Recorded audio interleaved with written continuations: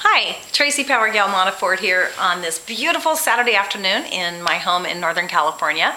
And we're just getting ready to go off to a party with some friends. But first, I just wanted to chat with you for a minute. I've had something on my mind. Woke up thinking about it this morning. I've thought about it quite a lot. And it's this thing about hobby versus business. I hear network marketing leaders say all the time, you got to treat your business like a business and not like a hobby. And while I can agree with that conceptually, I kind of have a different spin on it, and I wanted to run it by you. What if we treated our businesses with the love and the passion and the devotion and the commitment that we put into a hobby? Yet we also treated it with the seriousness and the stick-to-itiveness and the persistence and consistency of a business. Okay, so whether it be a business that you own, like a brick and mortar type business, or a business that you are a part of as an employee, that you've got that job and you suit up and you show up every single day, and no matter what, you're there. You're going to see it through. That's your job. So you're committed to that. But while you're there, you might be dreaming about getting off of work and going and diving in to your hobby or your art, whatever it is for you. And I don't know what it is for you. It could be gardening, it could be working with animals, it could be a musical instrument or a sport or woodworking, something you do with your hands. For me, it's my dance class. I am passionate about dance. I started dancing back in high school, and I put my dance class in on my schedule like a regularly scheduled thing. Nothing gets in the way. I don't take appointments. I don't do anything until after dance, and I do that 4 days a week. And while I'm in my dance class, I am totally in the flow, I call it. I'm in the moment. I don't think about what I did before. I don't think about what I'm going to do afterwards. I'm into that class with everything I've got. Now, when I first started dancing, I wasn't a born dancer.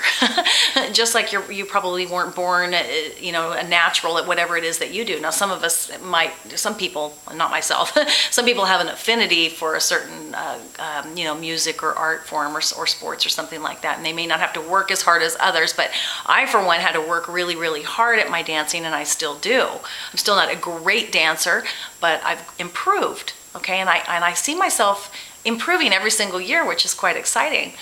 And so that's the way it is with our art form or our hobby.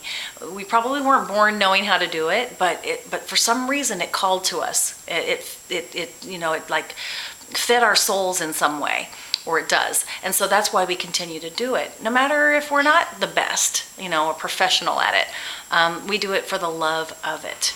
So that's what I think is something we really want to think about with our business, is pouring that kind of love and devotion and passion into the business, and knowing that we're going to be improving all of the time. We're not going to be perfect, but it's going to take that time, and it's worth that time. And at the same time, treating it with the seriousness of a business, that you're consistent. You suit up and you show up every single day, and you do those things that you have been taught, that you've been learning, that will move you forward, which is basically talking to people, giving them the information about your business, piquing their interest, and exposing people to your business on a daily basis, and then following up with them. It's pretty simple. That's what we do. So if we do that consistently and we put it on the calendar, 3 hours a day, we're going to work our business, and we're going to work it with the consistency and the persistence of a serious business, yet we're going to just really nurture that with that love and that passion that we feel for our hobby. The blend of those two together is what's really going to create that sort of magical space for you to grow a really thriving business that you love. Okay, that's where we want to bring that love into it.